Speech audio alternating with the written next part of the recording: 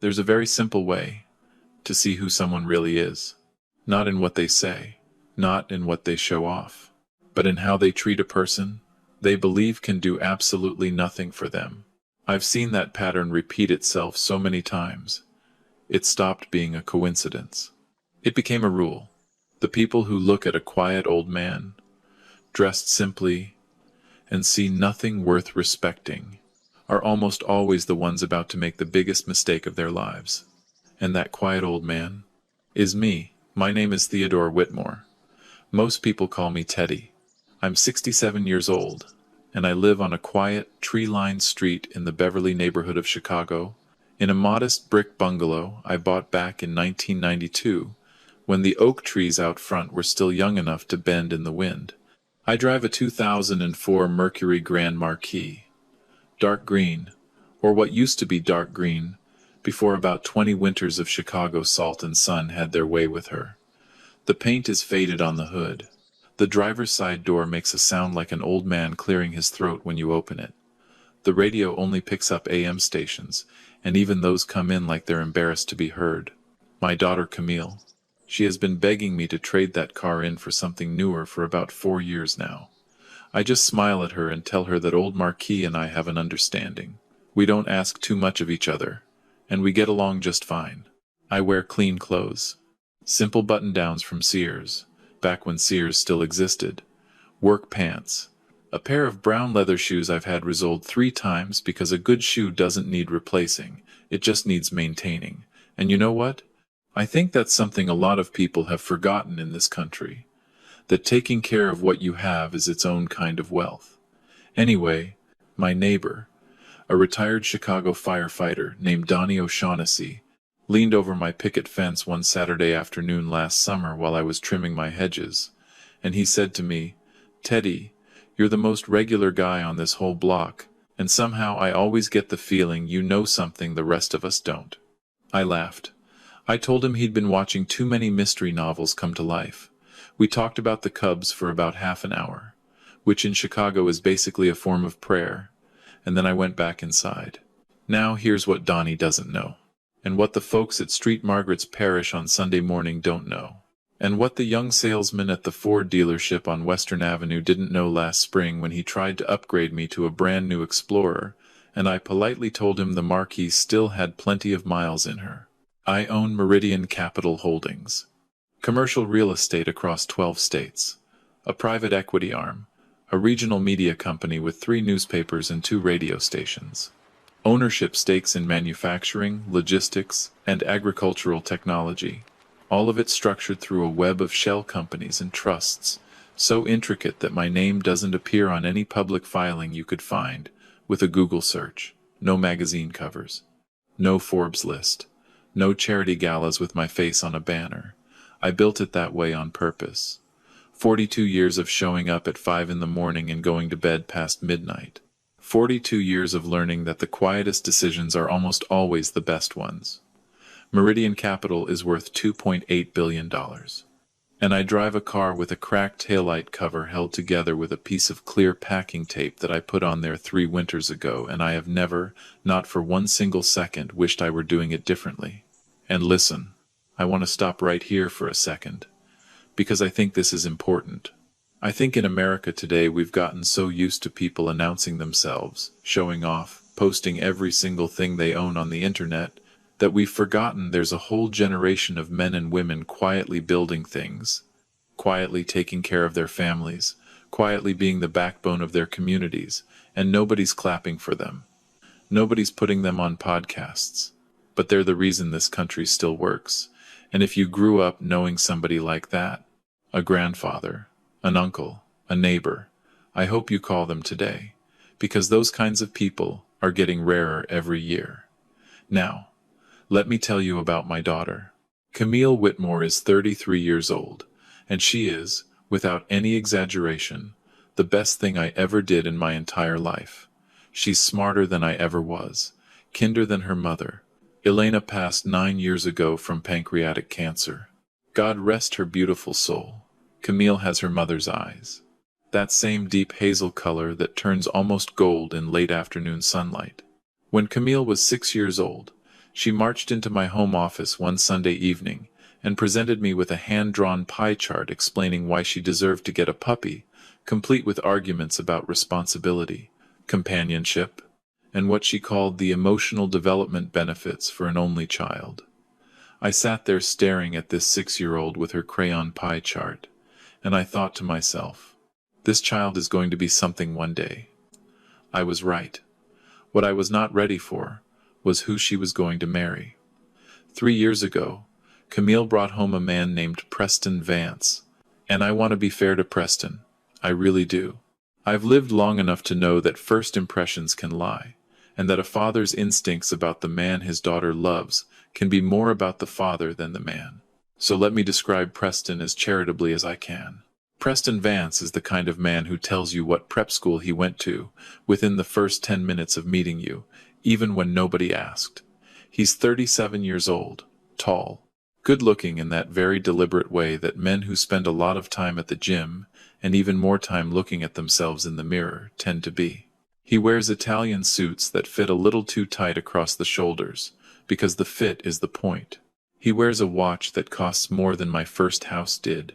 And he has this particular habit, a habit I've noticed in a very specific kind of ambitious young man, of steering every single conversation, no matter what it's about, back to something he has achieved, something he owns, or somewhere impressive he has recently been. Within the first 20 minutes of meeting me, Preston managed to mention his Wharton MBA, his membership at a private golf club in Lake Forest, and a recent business trip to Zurich. Zurich. He said it the way people say Zurich when they want you to know they have been to Zurich. I smiled.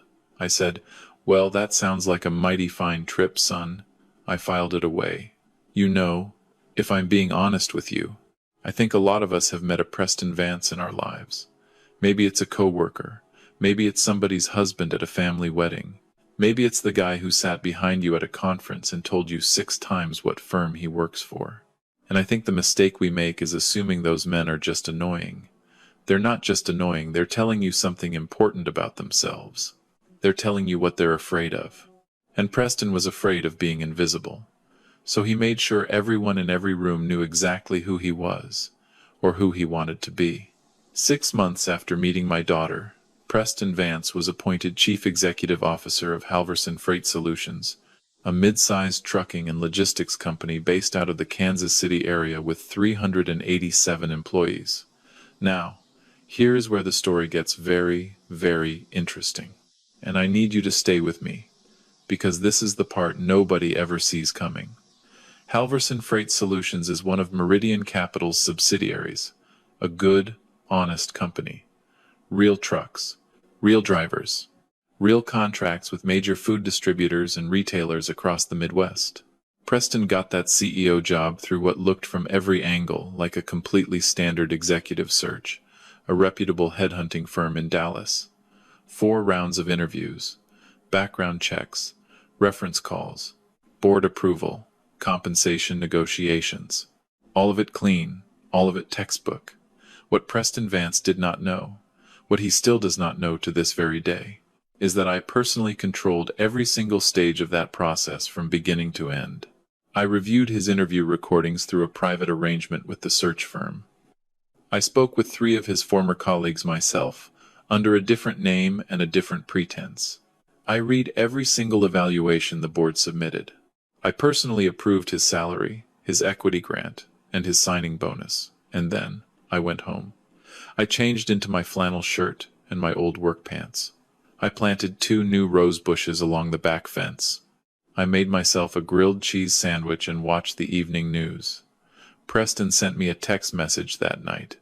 He wrote, quote, "Huge news. Just accepted a CEO position. Camille is over the moon. Hard work really does pay off."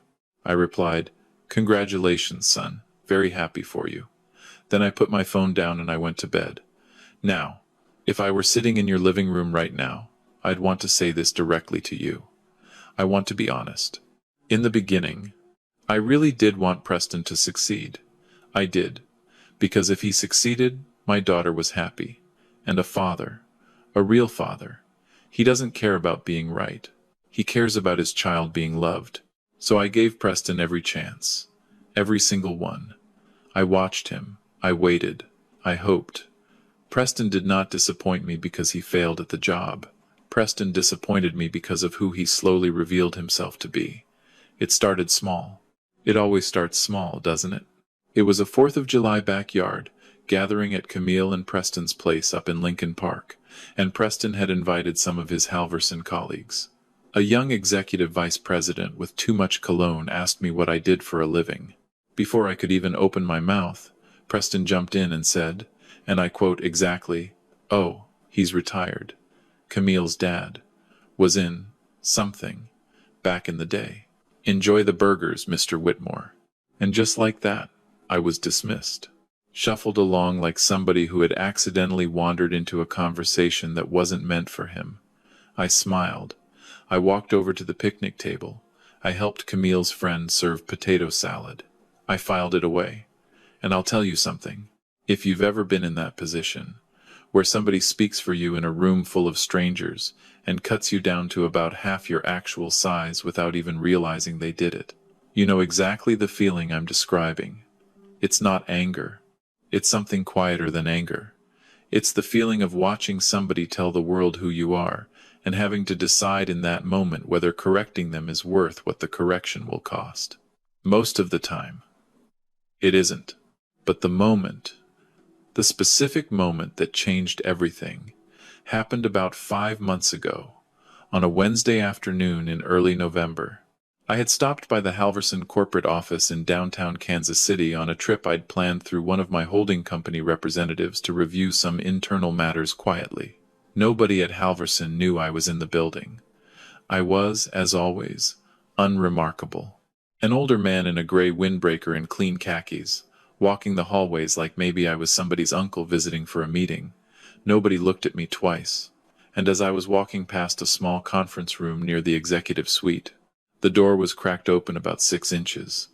I heard Preston's voice. He was talking to another man. Sounded like the chief financial officer. I stopped just outside the door. I didn't move. I just listened. Preston was saying, "Camille's dad? Oh my God, he's harmless. Sweet old guy. I think he peaked somewhere back in the 80s, maybe did something in sales. Camille feels this, you know. Obligation to him because her mom passed. She calls him every Sunday, bless her heart. He mostly just fixes up that ancient Mercury and pokes around in his garden." The other man chuckled. Preston lowered his voice a little, but not enough. He said, "Between you and me, the guy wore a J.C. Penny cardigan to Thanksgiving. A cardigan. Like a grandpa from a sitcom." They both laughed. I took a slow, steady breath. I straightened my windbreaker, and I walked quietly back the way I had come. I did not say a word. Not to Preston. Not to Camille. Not to anyone. I let those words sit with me. J.C. Penny cardigan. Peaked in the 80s. Pokes around his garden. I let them sit with me for 5 months. Because I am a patient man. I come from patient men. My father, who was a machinist at a steel plant on the south side, used to tell me when I was a boy, "Teddy, son, a river doesn't argue with a stone. The river just keeps flowing, and eventually, the stone is sand." I kept flowing. If you've been listening this far and this story is pulling you in, would you do me one quick favor and hit that subscribe button? It genuinely means the world to me, and it costs you absolutely nothing. Thank you. Let's keep going. The dinner invitation came through Camille on a Tuesday evening in early March. She called me, excited, warm, eager. Preston's parents, Richard and Vivian Vance, were hosting a formal family dinner at their estate in Winnetka, a wealthy lakefront suburb, just north of Chicago. Richard was a retired hedge fund manager. Vivienne was the kind of woman whose entire identity seemed to revolve around the width of her foyer and the pedigree of her interior decorator. Camille said, "Dad, they want to meet you properly, like a real family dinner. They've been asking. You'll love them. They're really sweet people." I said, "Of course, sweetheart. I'd be honored." And I smiled into the phone, because there were things I already knew about Richard and Vivian Vance that would have made that sentence very difficult for Camille to finish if she had known them too. But she didn't. And I wasn't going to tell her. Not yet. Then Preston called me directly, which was already unusual enough to be noteworthy. Preston and I never called each other. He was friendly, casual. The particular kind of friendly and casual that men use when they are about to say something slightly offensive but have already decided they are going to say it anyway. He said, "Hey Teddy, just a quick heads up for Saturday. Mom and Dad, they're pretty, traditional, old school, country club set. So I was thinking maybe, dress up a little, like a sports coat or something, just so everybody's comfortable. No pressure, obviously." There was a pause. I said very pleasantly, "Preston, I appreciate you looking out for me, son." He said, "Oh, of course, of course. Just want you to feel comfortable." I said, "I'll see you Saturday." I hung up the phone.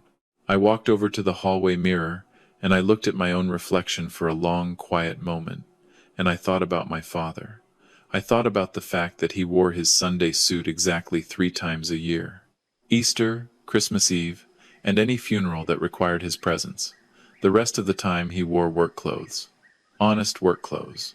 And I thought about the kind of America we used to have, where a man's value was measured by what he built and what he stood for, not what was on the label inside his jacket.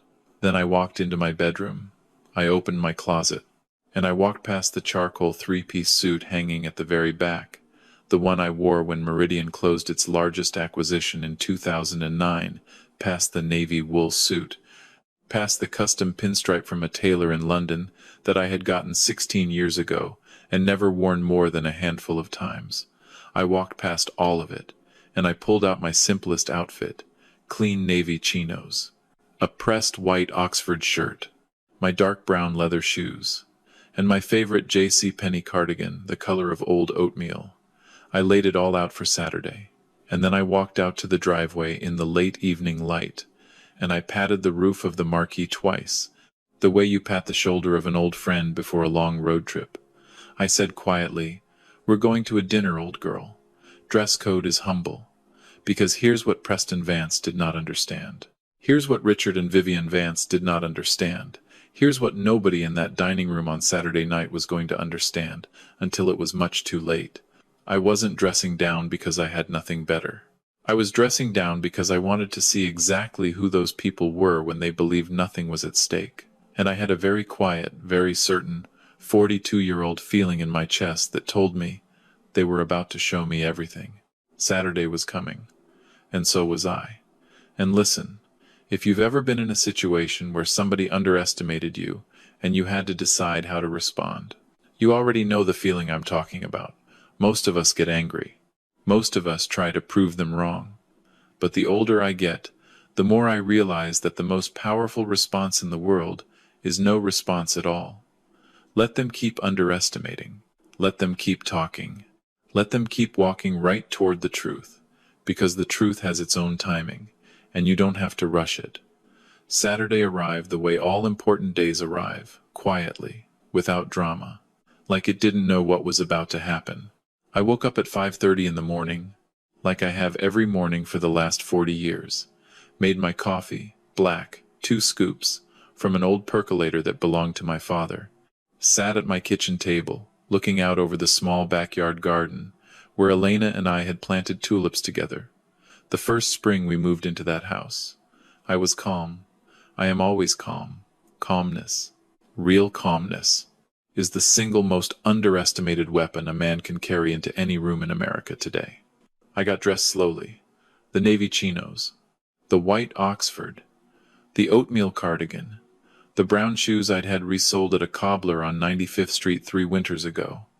I looked at myself in the hallway mirror and I thought, yes, this is exactly right. I walked out to the driveway. The Mercury sat in the morning light, faded and patient. I got in. The engine coughed once, twice, then settled into its low, familiar rumble. I backed out onto my street. The Beverly neighborhood oak trees were just beginning to bud. I took Lakeshore Drive north. Lake Michigan was gray and glittering in the March light. I drove past the Chicago skyline on my right, past Lincoln Park, past Evanston, and eventually into the leafy private streets of Winnetka. The Vance estate sat at the end of a long circular driveway lined with manicured boxwoods and imported Italian cypress trees. The kind of landscaping that sends a message. We control everything, right down to the shrubbery. I pulled the Mercury through the iron gate and up to the front entrance. A young man in a black vest was stationed near the door. Not quite a valet, not quite a butler, something in between, whose job, as far as I could tell, was to make arriving guests feel either welcomed or appraised, depending on what they pulled up in. He looked at the Mercury, then at me, then back at the Mercury, with an expression I have seen many, many times in my life. The expression of a young man rapidly calculating whether the vehicle in front of him indicated a guest he needed to treat well, or one he could safely ignore. He recovered professionally. "Good evening, sir. I can take your vehicle around back." I handed him the keys. "Thank you, son. Just a heads up. The driver's side door squeaks something awful, and the parking brake likes to stick. Be patient with her." He nodded, his face a careful mask of a man trying very hard not to have any additional feelings about what he had just been asked to park. I walked up the stone steps and Richard Vance opened the heavy oak door before I could ring. He was a tall man, 74 years old, broad shoulders, a full head of silver hair, the kind of presence that had probably walked into boardrooms his entire life and never once wondered whether he belonged. He was dressed in what I would call casual aristocrat, a cashmere sweater, gray slacks, loafers that probably cost $800. His smile was warm, practiced, assembled, not felt. He said, "Teddy, so glad you could make it. Come in, come in." His handshake lasted exactly as long as it needed to, and not a single second longer. I stepped inside and the house was everything the driveway had promised. Vaulted ceilings, oil paintings on the walls, chosen for impressiveness, not for love. A curving staircase that seemed aware of its own beauty. Every single surface whispered the same thing. We have always had this. We were born into this. Our life has simply looked like this forever. Vivienne Vance emerged from a sitting room to my left. She was elegant in the specific way that wealthy women of a certain generation are elegant, precise, assembled, not a hair out of place. Her jewelry was understated in that very specific way that extraordinarily expensive jewelry is understated, which is to say, it was not understated at all. She took both my hands in hers, the way certain women do when they want physical contact to substitute for actual warmth. She said, "Teddy, we have heard so much about you. You are just as darling as Camille described." Darling, right there. The first adjective out of her mouth. Darling, not impressive, not distinguished, not accomplished. Darling, the word people use for babies, golden retrievers, and elderly uncles who still write letters by hand. I said, "Thank you, Vivienne. You have a beautiful home." She absolutely glowed. People who have built their entire identity around their possessions never get tired of hearing those possessions praised. Camille appeared from down the hallway. She came straight to me and wrapped her arms around me the way she has since she was 3 years old. I held that hug just a half-second longer than usual. She whispered, "You look nice, Dad." I whispered back, "So do you, sweetheart." Preston materialized behind her. He looked at my cardigan, and for exactly 1/2 of 1 second I saw it. A flicker, a tiny, barely there pinched expression at the corner of his mouth that said, "I specifically told him to dress up."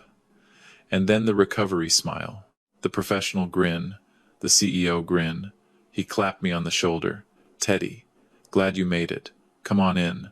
Dad just opened a 25-year-old Bordeaux." 25-year-old Bordeaux. That was going to be the theme of the evening. Everything was going to be special. The wine, the meal, the house, the family, everything, except me. We moved into the formal dining room. The table was set with the kind of deliberate theatrical formality that takes someone hours to arrange, and is designed very specifically to make certain guests feel the gap between themselves and their hosts. Crystal goblets, heavy sterling silverware, 3 forks. Candles that had never been lit before that night and would almost certainly never be lit again. I sat down. I unfolded my linen napkin. I looked around that table at those people, and I chose to become invisible, not because anyone made me invisible, because I decided to be. I have spent 67 years on this earth learning one essential truth. The most dangerous thing any man can do in a room full of people who have underestimated him is correct that underestimation too soon. So I sat, I smiled, I asked polite, soft questions. I complimented wine I hadn't tasted yet, and I watched. Richard Vance led the conversation the way men like Richard always lead conversations. From the front, loudly, with the absolute confidence of a man who has never once in his adult life been told he was taking up too much oxygen in a room, he talked about the stock market, about a fly fishing trip to Montana, about Preston's, and I quote, remarkable instincts, at Halverson. Richard said, Preston has completely transformed that company. The board is very impressed. Leadership is in the blood, I've always said. He looked at me meaningfully, and I want to pause here for a moment, because if you've ever been at a dinner table like this, where somebody is speaking about you without actually speaking to you, where every compliment directed at somebody else is really a subtle comparison to you, you know how exhausting that is. You know how your jaw starts to hurt from smiling.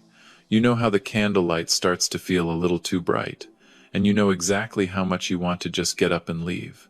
But I didn't leave, because I had a feeling. And my feelings, they've been working for 42 years without a single serious misfire. I nodded appreciatively at Richard. I said, well, you must be very proud. Vivienne then turned to Camille with a smile that had a very particular shape. She said, Camille, you must feel so fortunate, having a husband who provides so well. Not every young woman gets to have that kind of security these days, especially in this economy. The table went completely silent for exactly 1/2 of a heartbeat. I saw Camille's jaw tighten. Just slightly. Just enough for a father to see. I picked up my water glass. I took a slow, unhurried sip. I said absolutely nothing, because the envelope had not yet arrived. And I knew with the absolute quiet certainty of a man who has been patient for 42 years that when it did, every single thing at that dining table was going to change. I just had to wait a little longer. There is a moment in every long game when patience stops being a virtue and becomes a verdict. That moment arrived with dessert. I had been sitting at that table for 2 hours and 15 minutes. 2 hours of nodding. 2 hours of asking polite questions I already had the answers to. 2 hours of laughing at Richard's stories that weren't quite as funny as Richard seemed to believe. I had played my role flawlessly. The sweet old man, Camille's retired dad, the fellow with the funny car, and the J.C. Penney cardigan. I wore that role like a comfortable old flannel shirt all evening. And not one person at that table suspected for even a single second that underneath that cardigan was something else entirely. Then Richard reached beneath his chair, and I felt it. That quiet internal shift I have learned to recognize over 4 decades in the business world. The shift that happens when a moment moves from prologue into actual story. He placed a dark leather portfolio on the table. He smoothed it once with the flat of his palm, and he slid it across the polished mahogany toward me. He said, Teddy, there's something we'd like to discuss as a family. I looked at the portfolio. I did not touch it. Vivienne's hands were folded neatly on the tablecloth. Preston had straightened in his chair with the posture of a man trying very hard to look casual about something that was not casual at all. Camille glanced at me. Quick, uncertain. She looked back at her father-in-law. I looked at Camille's hands in her lap. They were not still. Her thumb was rubbing the side of her index finger, which was something she had done since she was 9 years old whenever she was nervous but didn't want to show it. Richard cleared his throat. He said, Preston has a vision, a real, ambitious, one-of-a-kind vision, an independent venture, his own company, built from scratch, the kind of opportunity that only comes along once in a man's life. As it should, I said warmly. What we need, Richard continued, is startup capital. And what we are proposing, right here in this document, is a very clean, very legal, completely above-board arrangement. Camille's inheritance, the one you will be leaving her someday, would serve as collateral for the initial round of private funding. It is fully compliant, fully drawn up by our attorneys, completely standard. He paused. He leaned forward. We simply need your blessing, Teddy, as Camille's father. He looked at Vivienne, whose smile had that fixed quality of something carefully applied rather than felt. Then he looked at Preston, who was calm, confident, already mentally spending money he had convinced himself was his. And I sat there and I thought, you have absolutely no earthly idea who you just slid that folder across the table to. I picked up the portfolio. I opened it. I read every single page, slowly, deliberately. Candles flickered. The grandfather clock in the corner ticked. Nobody spoke. I read every carefully worded paragraph, every number, every signature line, every footnote. Then I closed the folder. I set it gently back on the table. I picked up my water glass. I took a slow, unhurried sip, and I looked at Richard Vance with the warmest smile I had in my entire collection. I said, I really appreciate the thought that went into this. I'll review it carefully. Richard exhaled like a man who had been holding his breath for an hour. Preston's shoulders dropped a full inch. Vivienne reached for her wine with the relieved energy of a woman who believed the dangerous part was over. They thought they had won. I finished my water. I made pleasant conversation for another 25 minutes.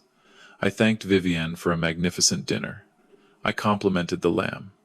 I shook Richard's hand, a full handshake this time, firm. My eyes holding his 1 single second longer than was strictly necessary. Richard didn't understand what that second meant, but someday he would. I walked out to the driveway. The young valet brought the Mercury around with the expression of a man who had spent the last 2.5 hours making peace with what he had been asked to park. I tipped him generously, 3 times what he was expecting. I watched his face change. Got in. The engine turned over. The heater thought about it and decided against it.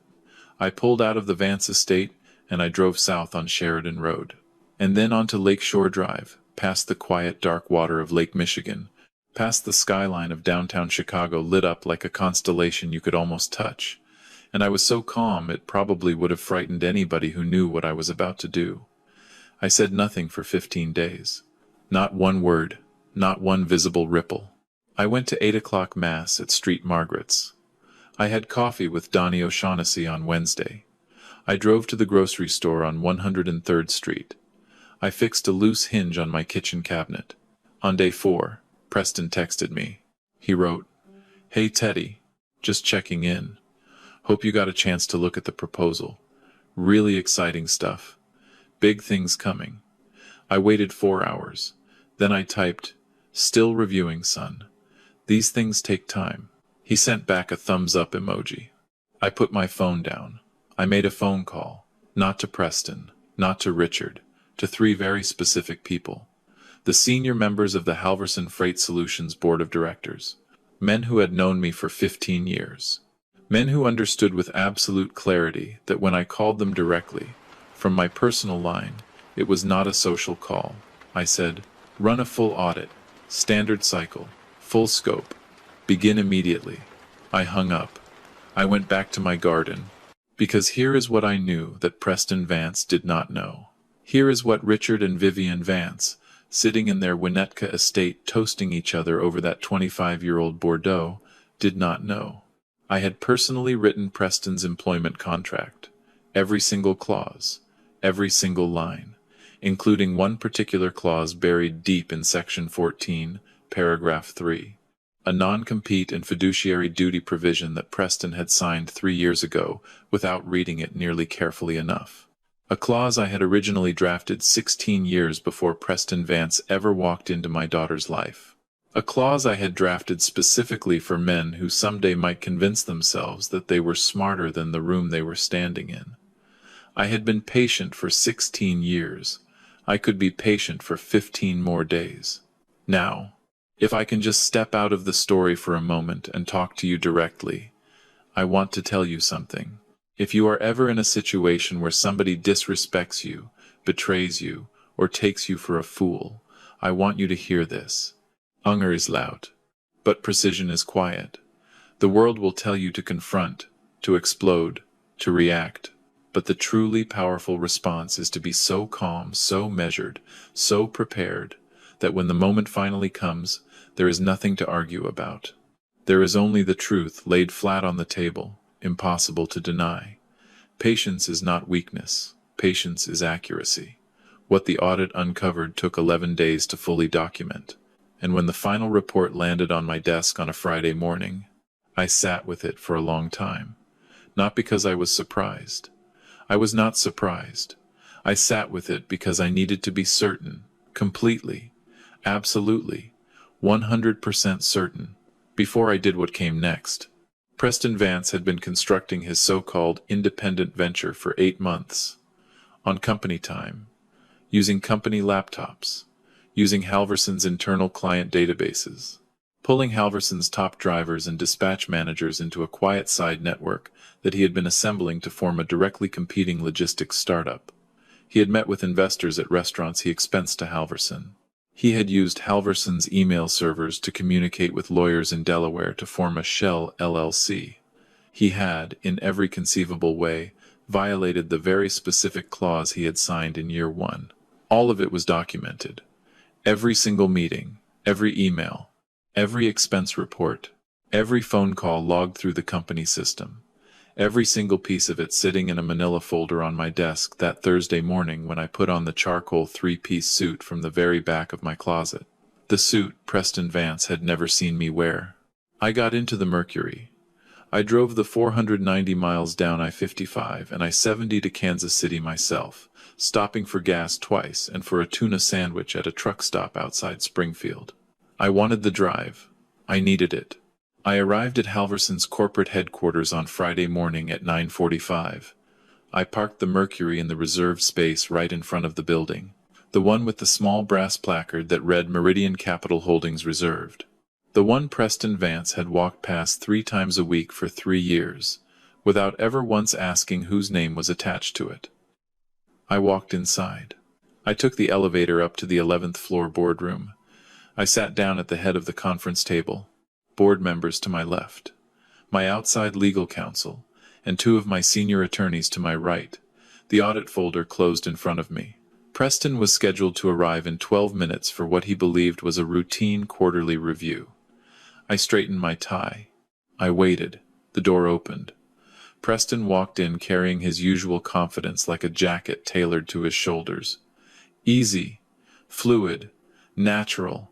He scanned the room, the board members, the attorneys, the documents stacked on the table, and his eyes finally landed on me, sitting at his conference table, in his conference room, wearing a charcoal 3-piece suit he had never seen me wear. I watched it happen in real time. Understanding moved across his face floor by floor, like somebody slowly climbing a skyscraper and realizing with each new landing how high up they actually were. The executive search, the compensation, the contract, the reserved parking space, Richard's proud speech at dinner, the leather portfolio, the toast, the collateral, every single moment of the last 3 years arriving in that boardroom all at once. The silence lasted 10 full seconds. I let every single one of them land. Then I said very quietly, "Sit down, Preston." He sat. I said, "I am only going to say this once. I am not angry. I want you to understand that. Because anger is the response of a man who did not see something coming. I saw this coming from the very first moment you slid a photograph of your rented BMW across my kitchen counter 3 years ago." I opened the folder. I said, "Halverson Freight Solutions is owned by Meridian Capital Holdings. Meridian Capital Holdings is owned, privately and completely, by me. Has been for 21 years. The company you have been running, the salary you have been receiving, the entire professional identity you have built over the last 3 years, exists because I built it. I hired you because Camille loved you. I gave you resources, authority, and every single opportunity to grow into something real. And for the last 8 months, you have used those resources to build a business designed to directly undermine the very company that gave you your career."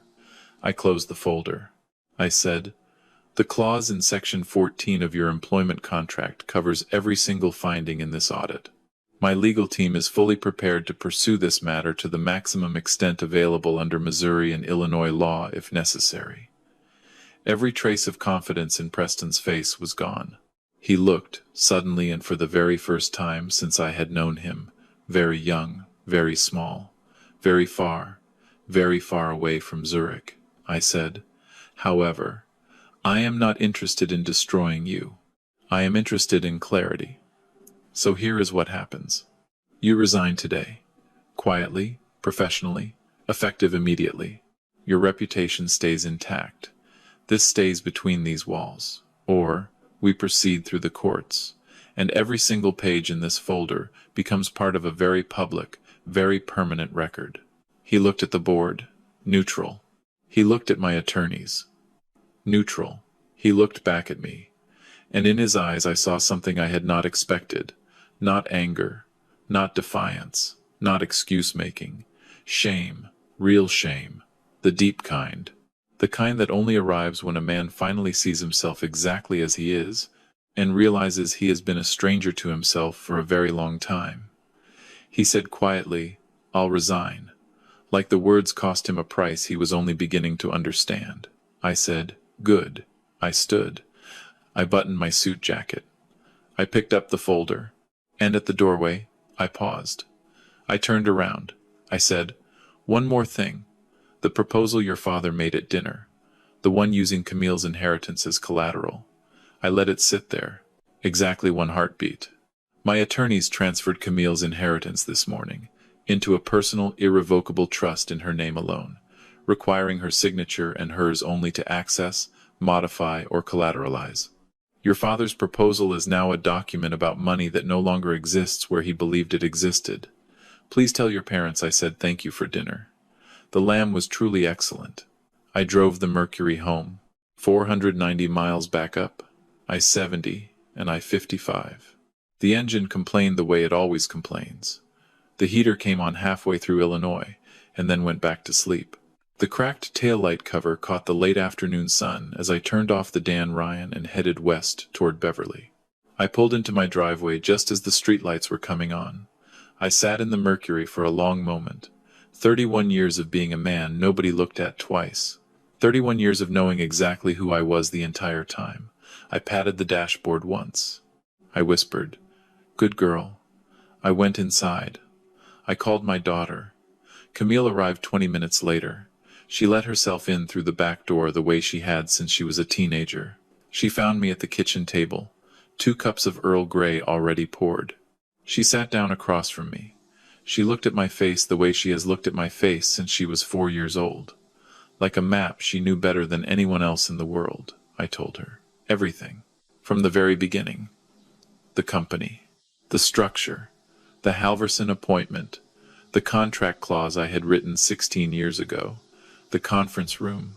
The audit. The inheritance trust.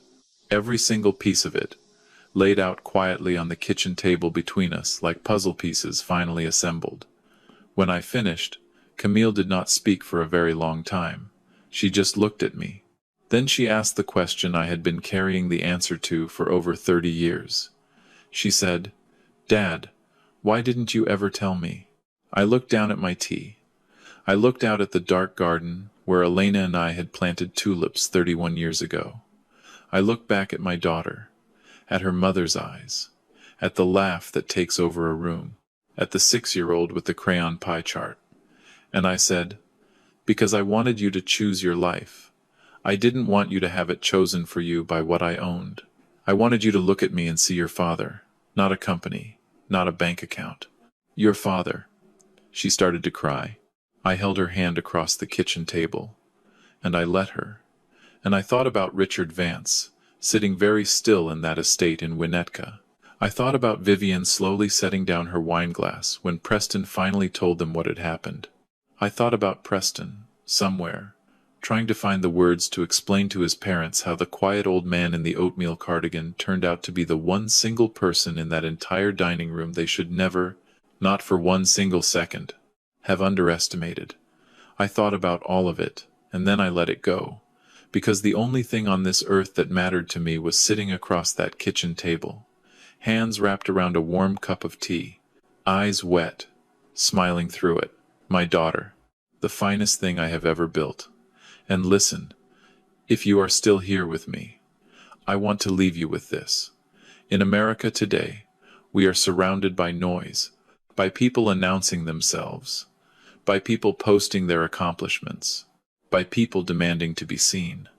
But the real power in this country, the real backbone, has always been the quiet ones, the ones who build, the ones who take care of their families without a parade, the ones who never need the room to know who they are, because they already know. If you are one of those people, keep going. Don't let the loud ones convince you that quiet is weakness. Quiet is accuracy. Quiet is precision. Quiet is power. And if you have someone like that in your life, a grandfather, a parent, an aunt, a mentor, a neighbor, please call them today. Tell them you see them. Tell them it mattered. Because those folks, they don't tell you. They never will. And one day, they won't be there to tell. Also, practically speaking, if you are watching this and you are worried about a family situation like this one, please know that in the United States, every single state has protections in place for elderly adults against financial exploitation. The Elder Justice Act, state-level adult protective services, and your state attorney general's office all exist exactly for situations where somebody might be trying to take advantage of an aging parent. And if you are a parent yourself, please consult with an estate planning attorney about an irrevocable trust for your children. It's one of the single most loving things you can do. It protects them not just from the outside world, but sometimes, sadly, from the people who will try to come in through the side door. The mistake most people make is assuming that love and legal structure are somehow opposites. They are not. Legal structure is love, made permanent. One concrete thing you can do this week: sit down and write a list of the 3 people in your life you would trust with your final decisions. Just 3. That list is the beginning of a real plan. And the question I want to leave you with tonight is this: who in your life are you currently underestimating? Who have you been dismissing without realizing it? Because whoever that person is, they probably see you very, very clearly. Before I go, I'd love to hear from you, so let's make this interactive. Comment number 1 if you think Teddy did the right thing by waiting 15 days before acting. Comment number 2 if you think the Vance family deserved to be forgiven a little faster than they were. Comment number 3 if you have ever been in a situation where somebody in your own family underestimated you because of how you looked or how you lived. And in the same comment, let me know. What city and country are you watching from? And what time is it there right now? I absolutely love reading comments from people all over the world, from Chicago to Manila to London to Lagos to Sao Paulo. It makes me feel like we are all sitting around the same kitchen table together.